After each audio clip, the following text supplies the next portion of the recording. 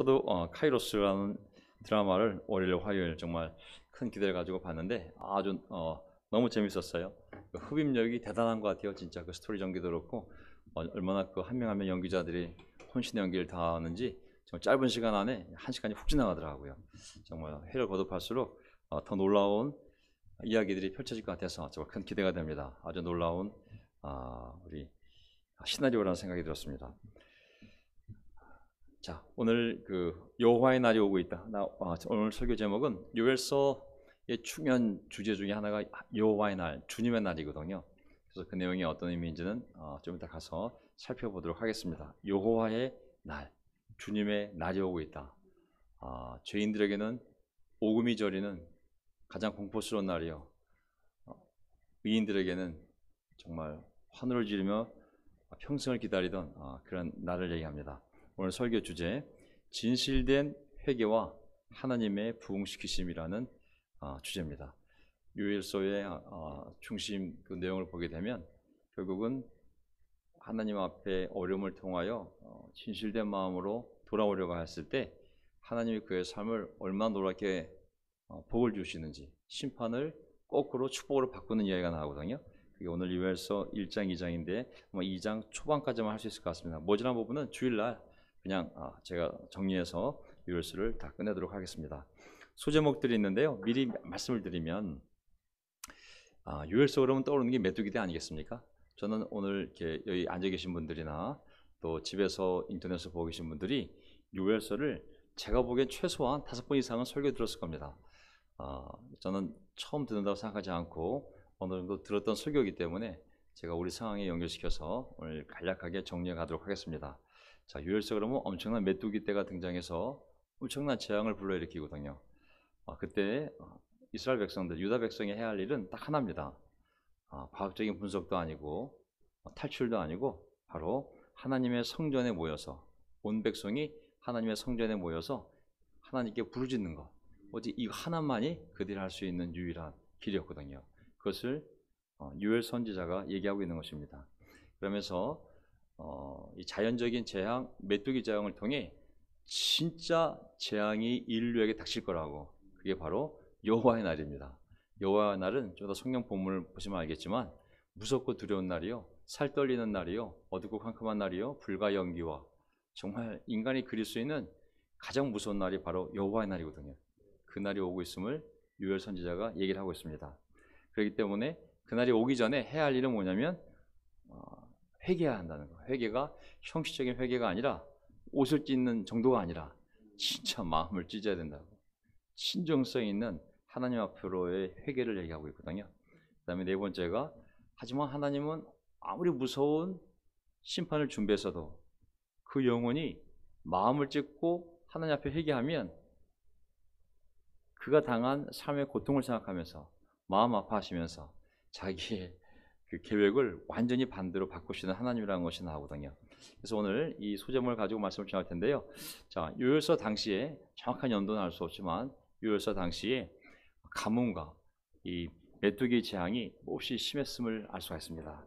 그래서 여기서부터 이제 시작이 되는데 이 메뚜기 재앙에 대해서는 이미 가나안 땅 들어가기, 그러니까 이 요엘서 쓴 연도부터 한 600년 전에, 이미 700년 전에 이미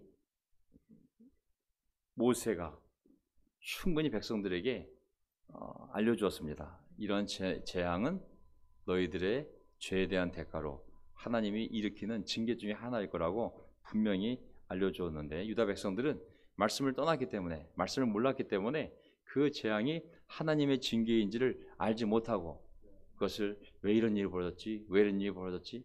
하지만 요엘이 분명하게 이것이 하나님의 징계임을 알려주는 거거든요. 자, 이 배경으로서 요엘서 들어가면 바로 메뚜기 떼가 나오는데 그걸 이해하기 위해서는 신명기를 먼저 볼 필요가 있습니다.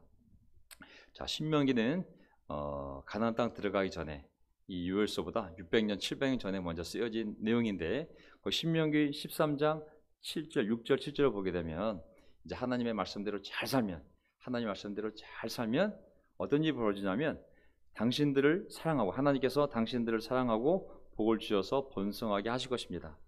당신들에게 주시겠다고 당신들의 조상에게 맹세하신 땅에서 어떤 일이 벌어지냐면 그 가나안 땅에 들어갔을 때 하나님 너희를 사랑하면 어떤 일이 벌어지냐면 땅에 복을 주셔서 열매와 곡식과 새 술과 기름을 풍성하게 내게 하시고, 그 기름은 결국 감람나무가 잘 자랄 거고, 새 술은 포도나무가 잘 자랄 거고, 결국 곡식은 밀가버리가 잘 자랄 거고, 열매는 온갖 종 열매들이 잘 자랄 거라고. 물론 짐승 새끼들도 많이 낳게 될 거라고. 이것이 전형적인 백성이 하나님을 사랑했을 때 하나님이 그 백성을 사랑해서 주는 복의 이런 표현들입니다. 구약적인 표현이죠. 구약적인 표현. 하지만 또 구약적인 표현에서 하나님의 저주가 있습니다. 그건 뭐냐면 반대가 되겠죠. 15절에 보면 28장 신명기 28장 15절에 보면 그러나 당신들이 주 여호와 당신들의 하나님의 말씀을 듣지 않고, 그 반대잖아요. 내가 오늘 당신들에게 명한 모든 명령 규례를 지키지 않으면, 즉 여러분이 하나님을 사랑하지 않으면 다음과 같은 온갖 저주가 당신들에게 닥쳐올 것입니다. 미리 알려준 겁니다. 어떤 거냐면 이 내용이 요일서에 그대로 나옵니다. 38절.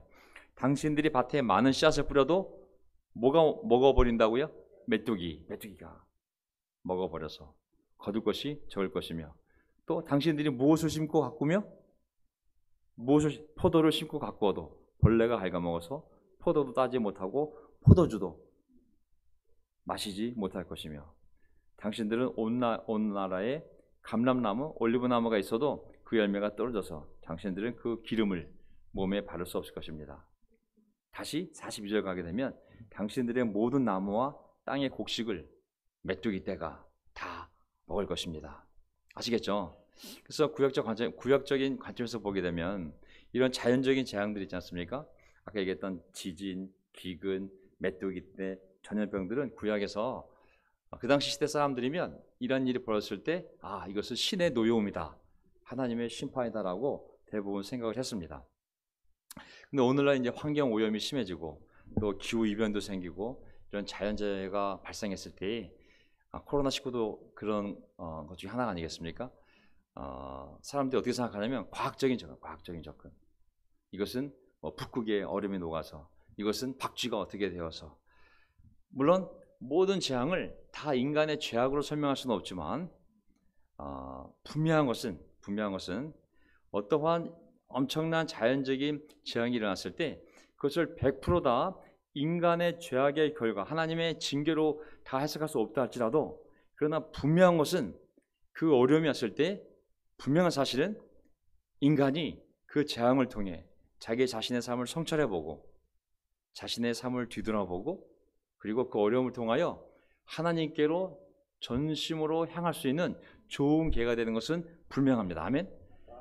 과학적인 해석도 물론 의학적인 해석, 생물학적인 해석 다 할 수 있지만, 우리가 하나님을 믿는 사람으로서 내 죄로 인해서 벌어진 것은 아니지만, 꼭 교회자가 아니더라도 어떤 어려움이 닥쳤을 때 그 어려움을 통하여 영적으로 바라보고 하나님께 더 가까이 갈 수 있는 계기로 삼는 것은 저는 지혜로운 삶의 방식이라고 분명히 믿습니다. 자, 이제 이렇게 했을 때 이 요엘서에 등장하는 재앙을 우리가 이제 영적으로 이스라엘 백성들 잘 받아들여서 그들의 삶을 바꿀 수 있는, 삶을 멈추고 삶을 성찰하고 잘못을 깨닫고 하나님께 돌이킬 수 있는 완전한 그 재앙이 삶의 축복으로 갈 수 있는 반전의 계기가 바로 이 재앙임을 또한 성경이 얘기하고 있습니다. 그래서 우리는 재난의 때, 어떤 형태의 재난이 되었든지 간에 그때 우리가 할 일은 누구의 죄인가, 내 죄인가 그들의 죄인가, 그걸 떠나서라도 지금이야말로 이 고난을 통해 다시 하나님을 생각하고 내 삶을 성찰하며 하나님께 향할 수 있는 정말 좋은 기회임을 믿는다면 절대 무익한 시간이 되지 않을 걸 분명히 믿습니다. 자, 첫 번째 포인트, 하나님의 성전에 모으고, 백성들 하나님의 성전에 모으고 하나님께 부르짖어라. 하나님께 부르짖어라. 참 하나님께 부르짖는 시간이 많이 줄어든 것 같습니다. 다시 하나님께 부르짖는 시간을 만들어야 되는데, 자, 요엘서 1장 1절, 이것은 주님께서 부두엘의 아들 요엘에게 하신 말씀입니다. 자, 1장 1절만 봐서는 정확한 시대를 알 수가 없지 않습니까? 왕 이름이 나오지 않기 때문에. 그렇기 때문에 자세한 신학적인 역사적 배경 같은 건 다 넘어가고 우리 삶에 도움이 될 수 있는 방향으로 이 내용을 설명하도록 하겠습니다. 결국 모든 시대가 들을 수 있는 메시지가 또한 바로 이 요엘의 메시지가 아닌가 싶습니다. 자, 나이 많은 사람들 들어라. 나이 많은 사람들, 유다 땅에 사는 사람들 모두 귀를 기울여라. 너희가 살고 있는 지금이나 너희 조상이 살던 지난 날에 이런 일이 일어난 적이 있느냐. 자, 정확한 때는 모르지만 유다인것만은 분명해요. 그리고 이걸 들어야 될 메시지는 모든 백성이 다 들어야 돼요. 핵심은 뭐냐면 지금 엄청난 일이 벌어지고 있는데 너희 땅에서 조상들 기록서에 이런 일이 벌어진 적이 있다고 기록한 적이 있냐고. 또 최근에라도 이 땅에서 이런 일이 벌어진 적이 있냐고. 아마 너희가 듣도 보도 못한 일이 지금 벌어지고 있다고. 그게 뭐냐면 3절입니다. 보세요. 3절. 너희는 이것을 자녀들에게 말하고 자녀들은 그들의 자녀에게 말하게 하고 그들은 그 다음 세대에게 말하게 하라. 지금 엄청난 좋은 일은 절대 아니에요. 메뚜기 때 얘기거든요. 엄청난 재앙이 이 땅에 닥쳤는데 이 일을 너희 자녀들에게 분명히 알려주고 그 자녀들은 또 그 다음 자녀에게, 그 세대는 그 다음 세대에게 이 부끄러운 일을, 이 엄청난 이 고통스러운 일을 반드시 그들이 알게 하라는 내용입니다. 자, 왜냐하면 꼭 좋은 일만 역사에 기록하는 것이 역사는 아니잖아요. 역사는 부끄러운 모습도 역사고 영광스러운 모습도 역사거든요. 실수와 죄도 역사에서 배우지 않으면 우리가 반복할 수밖에 없기 때문에 우리 교회도 영광스러운 교회 모습도 우리 교회 역사요, 수치스럽고 죄악의 역사도 우리 교회의 역사입니다. 미화시키면 안 되는 것이죠. 선한 역사, 부끄러운 역사 모두 다 우리 자녀 세대에게 다 전해줘야 됩니다. 저는 우리 자녀에게 집안 얘기할 때 항상 하는 얘기가 있습니다. 우리 집안의 병력이에요, 병력. 할아버지가 어떻게 돌아가셨고 큰 삼촌이 어떻게 돌아가셨고 이 집안에는 어떤 병이 있었고 그걸 항상 알려줍니다. 왜냐하면 어떤 병으로 돌아가셨는지 알아야 찬이가 자기 DNA가 어떤 줄 알고, 같은 DNA이기 때문에 나에게도 그런 DNA가 있으니까 내가 똑같은 환경대로 살면 똑같은 병이 나겠지. 그러면 그들과 다르게 살아야 되는 거거든요. 그러니 너는 하나님 믿고 잘 살아라. 술, 담배 하면 너도 100% 폐암, 위암으로 죽는다. 왜? 집안에 위암, 폐암을 하신 분들이 있기 때문에. 하지만 그들처럼 안 살면 너는 그 병을 잃지 않을 것이다. 역사는 부정적인 것도 다 알려줘야 되는 거거든요. 그 다음 세대에게 분명히 알려주라고. 4절 어떤 내용인가 볼까요? 풀무치가 남긴 것은 메뚜기가 갉아먹고 메뚜기 남긴 것은 누리가 썰어먹고 누리가 남긴 것은 황충이 말끔히 먹어버렸다. 이건 뭐냐면 네 종류의 메뚜기 종류라고도 볼 수 있고, 아니면 메뚜기 떼가 네 번에 걸쳐서 습격해가지고 완전히 한 번도 아니고 네 번을 그 메뚜기 떼가 쓸어먹었으니 하나도 남기지 않은 완전한 파멸을 의미하는 거거든요. 하나님의 심판이 임했는데 반만 없앴으면 사람이 교만해질 텐데 아주 그냥 깡그리 네 번에 걸쳐 죄다 쓸어먹었기 때문에 이거는 완전한 파괴를 의미하는 것입니다. 그러니까 어떻게 되겠어요? 자, 술을 즐기는 자들아 깨어나서 울어라. 왜? 포도주를 좋아하는 자들아 모두 다 통곡하여라. 포도 농사가 망했다. 아까 신명기에 나왔잖아요. 신명기에도 하나님이 저주를 하게 되면 포도주가 다 사라질 거라고, 포도가 맺히고 새술을 만들 포도가 없다. 이것만 생각하면 신명기랑 연결시키면 하나님의 징계임을 알 수가 있습니다. 그렇죠? 6절 셀 수 없이 많고 강한 메뚜기 군대가 우리 땅을 공격하였다. 아까 황치, 누리 별의별 메뚜기가 있었지만은 신명기 나오지 않습니까? 하나님의 저주에 메뚜기 떼가 등장을 한다는 것은 결국 하나의 축복이 아닌 것이죠. 과학적으로는 기후 이상 변화로 인해서 어쩌고저쩌고 할 수 있겠지만은 영적으로 보면 모든 창조주가 모든 곤충의 통치자가 하나님이니까 어쨌든지 간에 이 메뚜기가 하나님의 통치를 받아 이렇게 엄청난 군대로 공격했음을 알 수가 있습니다. 이들의 이빨은 사자이빨 같고 날카롭기가 암사자의 송곳니와 같다. 그들이 우리의 포도나무를 망쳐놓았고 우리의 무화과나무도 그루터기만 남겨놓았다. 나무 자체를 그냥 다 갉아먹은 거잖아요. 나무 껍질을 다 벗겨서 그 줄기가 모두 하얗게 말랐다. 신명기 28장에 하나님의 저주 때 메뚜기 떼가 나무를 다 갉아먹고 이렇게 만들 거라고 분명히 모세가 알려주었어요. 그것은 과학적인 의학적인 분석이 필요한 것이 아니라 영적으로 하나님의 징계임을 알려주시는 것이죠. 다 쓸어먹은 완전히. 그러니 어떻게 해야 되겠어요? 백성아 울어라. 제가 많은 딸린 구절들이 있는데 그냥 그 중요한 단어만 뽑아왔습니다. 온 백성아 울어라. 이게 보통 징계가 아니다. 지금 이 고통이 보통 징계가 아니다. 이게 9절 주님을 모시는 제사장들이 탄식한다. 11절 농부들아 슬퍼하여라. 포도원 일꾼들아 통곡하여라.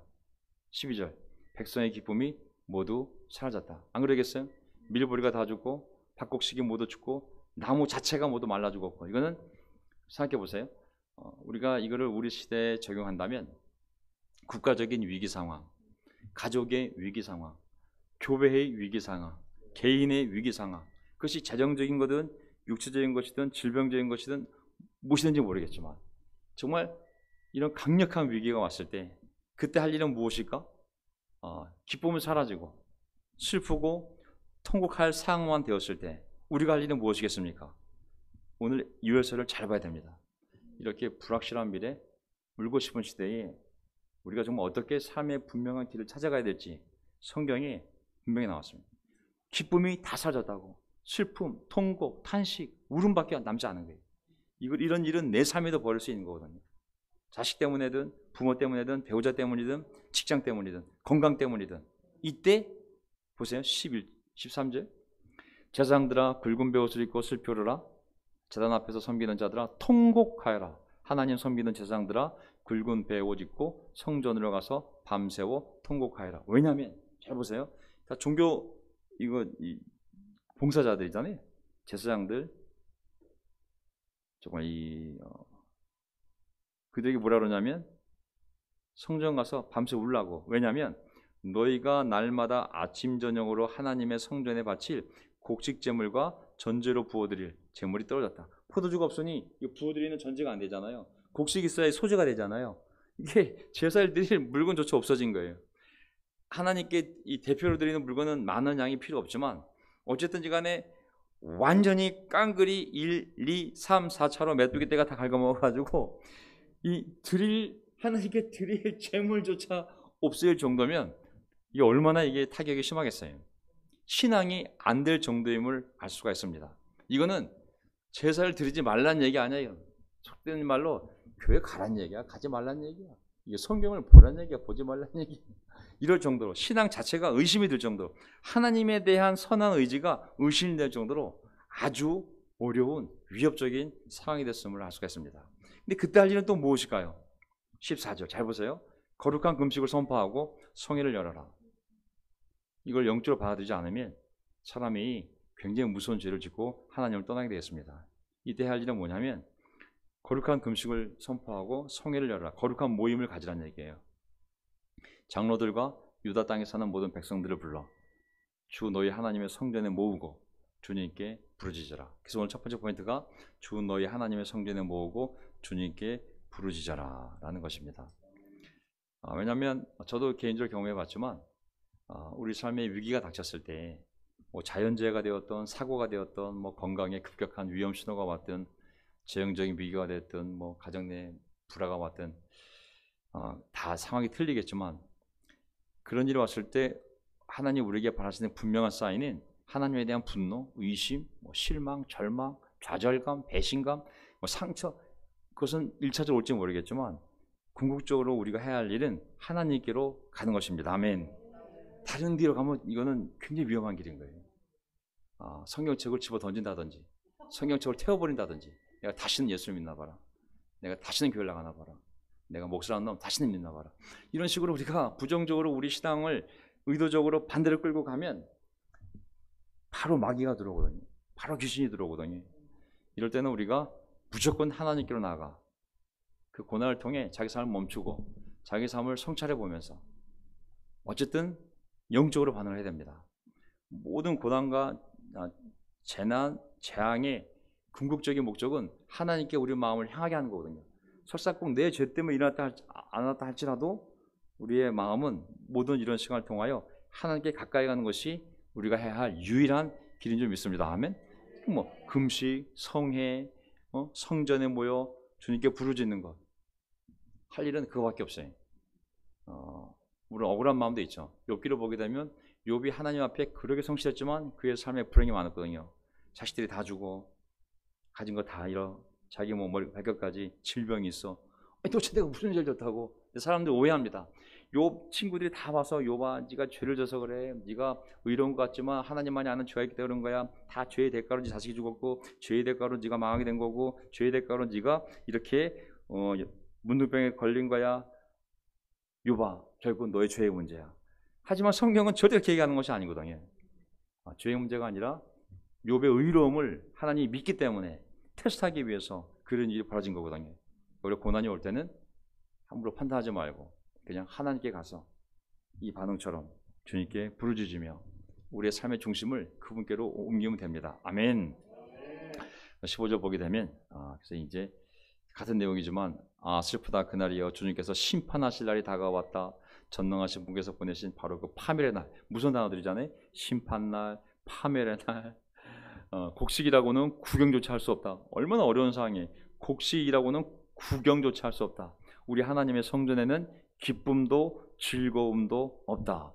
야, 이게 밖에 아니라 하나님의 성전 안에도 교회 안에조차도 기쁨도 즐거움도 보이지 않을 정도니 정말 총체적 난국 아니겠습니까? 기쁨도 즐거움도 희망이라고는 하나도 보이지 않는 내가 정말 기대하지 않았던 원치 않았던 정말 이런 엄청난 일들이 우리 삶에 일어날 수 있거든요. 해야 할 일은 하나밖에 없습니다. 하나님 앞으로 가는 것이죠. 아멘.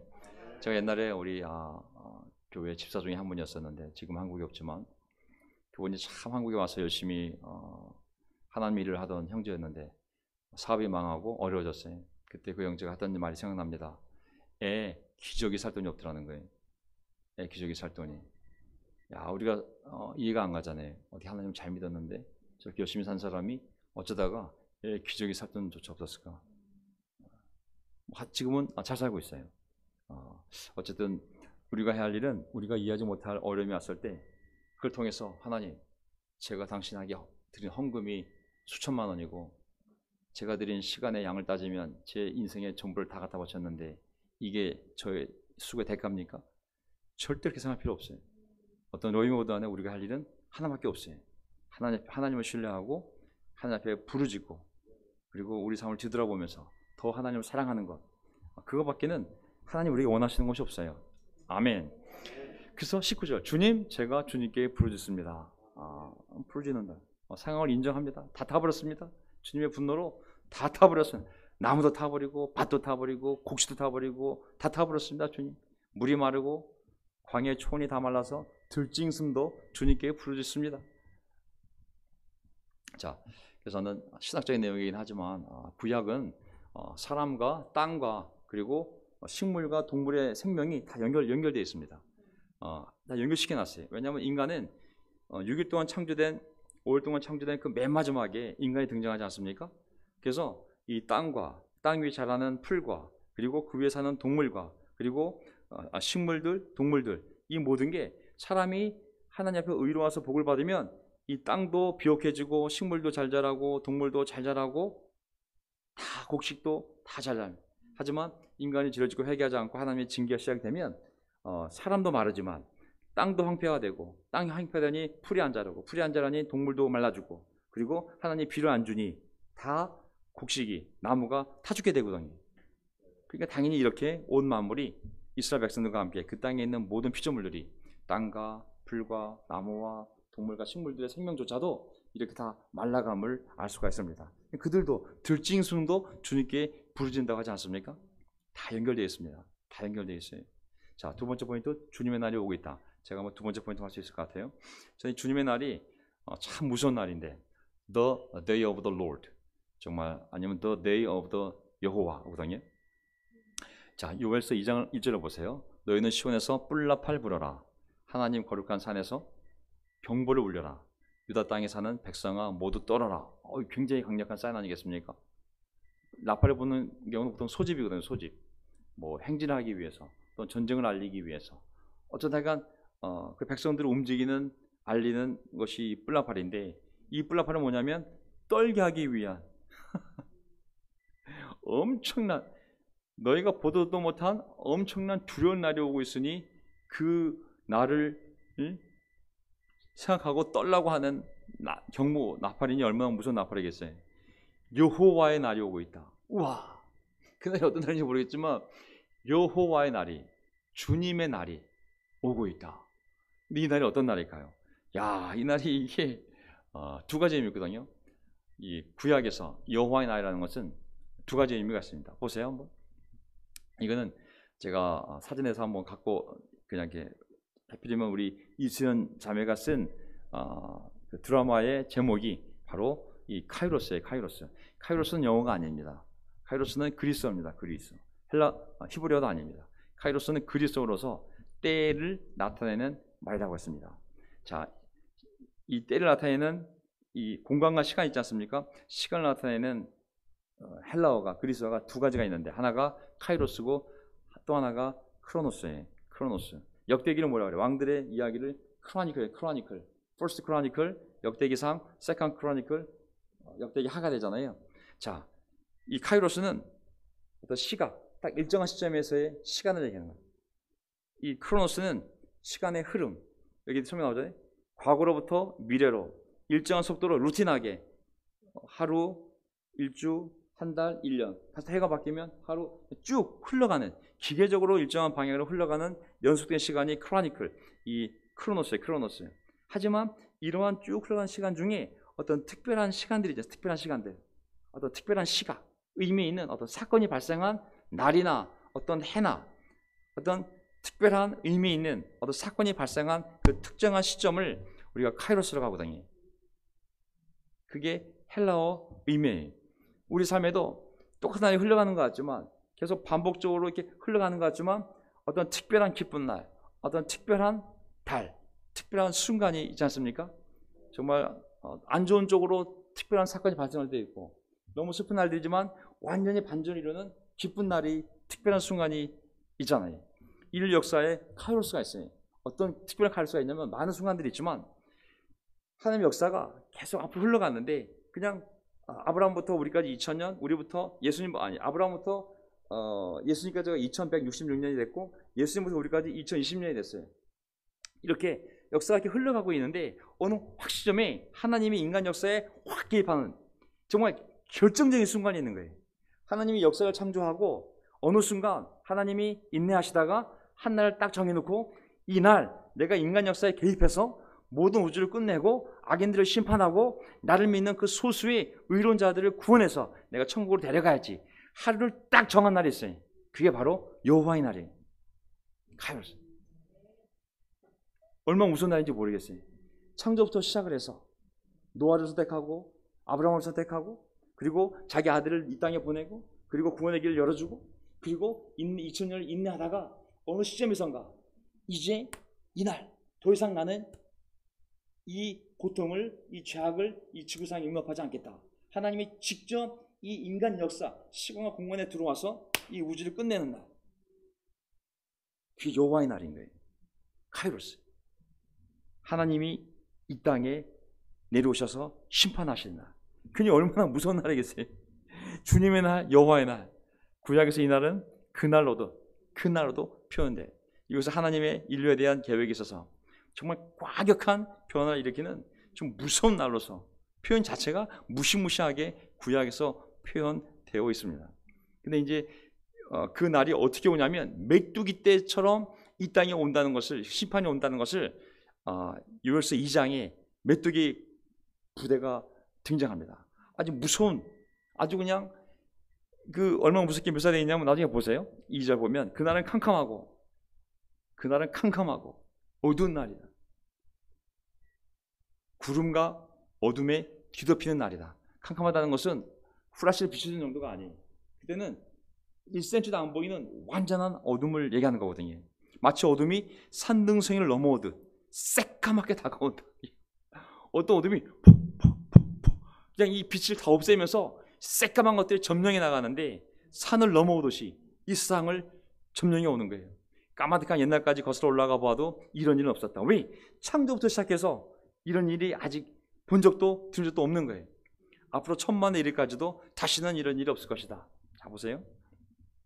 그들이 불처럼 초목을 삼키고, 메뚜기 떼가, 수수한 마리의 메뚜기 떼가 태양을 다 가리고 구름을 다 가리고 시커먼 것들이 산을 넘어서 완전히 수평세 다 메뚜기야.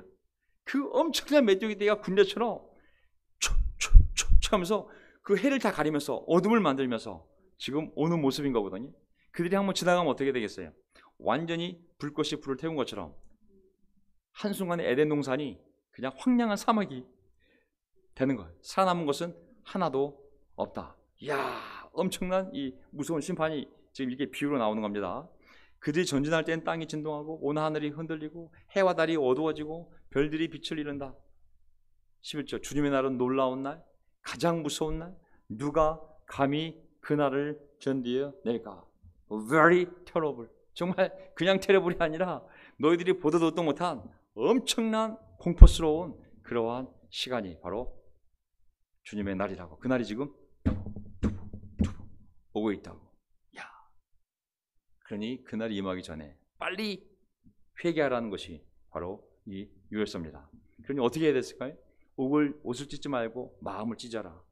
12절, 지금이라도 너희는 진심으로 회개하라. 이게 세 번째 포인트입니다. 마음을 찢어라. 나주가 말한다. 금식하고 통곡하고 슬퍼하면서 나에게로 돌아오느라. 금식, 통곡, 이것은 정말 진정성 있는 돌아옴을 얘기하는 거거든요. 나중에 이게 이제 사도행전 2장에 세례와 회개와 연결이 되는 거거든요. 옷을 찢지 말고 마음을 찢어라. 주 너희 하나님께로 돌아오너라. 만약 이 메뚜기 군대를 지휘하는 분이 하나님이라고 말씀하시거든요. 그 메뚜기 때 내가 직접 지휘하고 있다고. 우리가 아직 살아있다는 것은 이렇게 돌아올 시간이, 기회가 남아있다는 것입니다. 아멘. 하지만 진심으로 돌아오기만 한다면 하나님은 반드시 그 진심 어린 마음을 다 헤아리시는 하나님이시기 때문에 그런 마음을 갖고 하나님께로 지금이라도 빨리 돌이켜서 돌아오라고 얘기하고 있습니다. 왜냐하면 아무리 죄악이 엄청나서 하나님이 그런 메뚜기 떼 같은 무서운 날로 심판을 결정했다 할지라도 어떤 사람이 진짜 마음을 찢고 하나님께 돌아오면 왜 그것이 효력을 발휘하냐면 하나님은 은혜롭고 자비로우시며 오래 참으시며 한결같은 사랑을 늘 베푸시고 불쌍히 여기는 마음이 많으셔서 뜻을 돌이켜 재앙을 거두시는 분이기 때문입니다. 아멘. 사람은 원한을 품으면 용서하기 어렵잖아요. 그렇게 오랫동안 죄를 졌으면 나중에 눈물 한번 흘린다고 해서 우리가 용서 안 하잖아요. 하지만 하나님은 너무 자비로운 분이시고 너무 은혜로운 분이셔서 너무 사랑이 깊으셔서 누군가 아무리 오랫동안 죄악을 저질러서 그를 메뚜기 떼로 심판하려고 작정을 했다 할지라도 그가 정말 마음을 찢고 잘못했어요. 한마디만 하면 그는 불쌍히 여기는 마음이 많으셔서 자기 뜻을 돌이켜 재앙을 거두는 정도뿐만 아니라 행여 주님께서 마음과 뜻을 돌이키시어 오히려 복까지 베푸셔서 너희가 주 하나님께 드릴 곡식제물과 부어드리는 제물, 아까 세상 울라고 그랬잖아요. 지금 하나도 없다고. 근데 거꾸로 그것까지 줄 수 있게 하실런지. 저는 그러면서 이제 너희는 시온에서 뿔라파를 부르라. 거룩한 금식을 선포하고 성회를 열어라. 백성을 한데 모으고 회중을 거룩하게 구별하여라. 장로들을 불러 모으고 어린 아이들도, 왜냐하면 심판 때 다 죽는 거 마찬가지니까 젖먹이들까지 불러 모아라. 신랑 당장 나오라 그래. 지금 신혼이 중요한 게 아니라고. 신부 빨리 나오라 그래. 지금 이게 신혼생활 중요한 것이 아니라고. 전부 모아서 하나님께 이렇게 회개하면 하나님은 은혜롭고 자비로우시며 한 오래 품지 않으시고 사랑이 많으신, 그리고 불쌍히 여기는 하나님이기 때문에 너희들 그 회개를 듣고 재앙을 스탑시킬 뿐만 아니라 오히려 그 재앙을 놀라운 축복으로 바꾸시는 분이 바로 하나님이라는 거거든요. 왜냐? 여기 나중에 네 번째 포인트 보게 되면 주님께서 땅에 당한 일로 마음 아파하시고 라는 표현이 나오거든요. 이미 너희들이 그 메뚜기대로 당한 것을 보셨기 때문에 그것만으로 마음이 아픈데 하나님이 너희들을 완전히 멸망시키겠느냐. 너희 메뚜기대로 맛을 봤으니 빨리 회개하고 하나님 앞에 울부짖으면 하나님이 너희들 당한 고통까지도 마음 아파하시면서 다 회복시켜 주실 것을 말씀하시는 거거든요. 다시 하나님의 이 예언서를 보게 되면 뭐랄까, 어떤 예언서에도 저주만 있는 예언서가 없어요.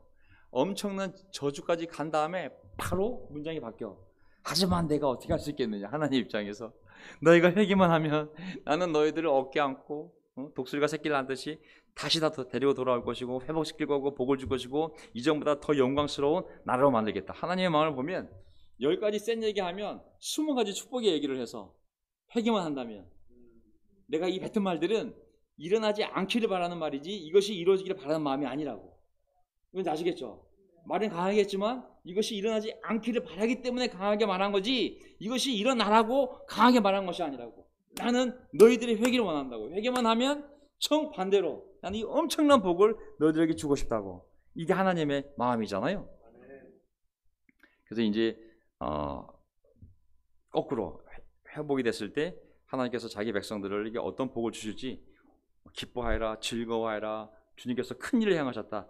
엄청난 주님의 날 재앙이 아니라 거꾸로 정말 풀이 무성해지고 다시 나무가 열매를 맺고 포도나무가 열매를 맺는 엄청난 축복을 약속하십니다. 이게 언제 다시 이제 신약에 등장하면 사도행전 2장에 가면 이 요엘서를 사도행전 첫 설교 때, 베드로 첫 설교 때 하게 됩니다. 오순절날 그들이 모였을 때 불이 내리잖아요. 그들이 방언을 하게 되고 사람들이 그것을 보고 술 취했다고 그랬을 때 베드로가 뭐라고 그랬어요? 일어나가지고 이 모습은 술 취한 것이 아니라 너희들 알고 있는 요엘 선지자가 했던 그 예언이 그대로 이루어진 거라고. 마지막 날에는 뭐라고 그랬어요? 내가 만민에게 모든 육체에게 영을 부어주는데 그것은 자녀들에게 그리고 늙은이에게 젊은 사람에게 남녀 여종 남종에게 내 영을 다 주거라고. 그날에는 내 이름을 부르는 자가 구원을 받을 거라고 말씀하시거든요. 그러면서 이것을 그대로 인용을 해서 지금이 바로 그 영을 받아서 이렇게 우리가 방언하고 있는, 다른 나라 말로 얘기하고 있는 거라고. 지금이야말로 주님의 이름을 불러서 구원을 받는 날이라고. 그렇지 않으면 요엘서 예언을 또 인용합니다. 주님의 날, 그 무섭고 두려운 날, 하나님의 심판이 있는 날, 정말 세상이 해와 달과 별이 빛을 다 잃어버리고 하늘은 피와 연기와 불로 가득 차는 그 무서운 날이 올 텐데, 너희들 지금 주님의 이름을 부르고 요엘처럼 회개하면 하나님께서 너희를 구원해 준다 그랬어. 그러니 이제 너희들이 하나님의 아들 메시아를 죽여서 이제 하나님의 심판이 임할 텐데, 그 무서운 주님의 날이 임하기 전에 너희는 오늘이라는 시간이 있을 때 빨리 마음을 찢고 회개하고 돌아오면 하나님께서 너희들에게 성령을 주시고 죄를 용서해 주시고 하나님의 백성을 삼아 주신대. 그것이 설득된 사람들은 다 세례를 받았습니다. 아멘. 그들이 심판받아야 될 메시아를 죽인 민족에서 하나님의 자녀가 되는 기적이 바로 요엘서의 그 성취가 바로 베드로의 설교를 통해서 선포되었을 때 그것에 대하여 반응한 사람들, 자기 죄를 뉘우치고 그리고 진심으로 마음을 찢고, 형제들 내가 어떻게 하면 좋겠어, 마음을 찢고 정말 겸손히 예수 그리스도 이름으로 세례 받은 자들은 다 구원을 받아서 주의 날, 여호와의 날의 심판을 피하고 지금 다 천국에 있는 줄 믿습니다. 아멘. 그래서 우리는 이런 확신을 갖고 만약에 진정한 회개를 하지 않고 하나님께 돌아오지 않은 사람이 있다면 이 말씀을 통하여 하나님께 돌아올 수 있는 용기가 생기를 간절히 바라고, 또 우리 형제 자매들 가운데 우리 어려움이 왔을 때 그 어려움을 통하여 이상한 죄책감을 가져가지도 말고, 또 그 어려움을 통하여 반대로 하나님을 떠나려고 하지도 말고 다시 하나님을 향하여 내 삶의 중심과 그리고 내 삶의 방향을 더 가까이 하나님께 가져간다면 나는 그 어려움을 통하여 하나님께서 더 놀라운 축복으로 우리 삶을 인도해 가실 줄 믿습니다. 아멘. 그래서 이런 마음을 가지고 우리 요엘서를 통하여 더 우리가 확실한 믿음을 키우는 시간 되기를 바라면서, 우리 어쨌든 박장님 지금 왔기 때문에 마지막 기도하시고 찬송하시고 그리고 예배를 마치도록 하겠습니다.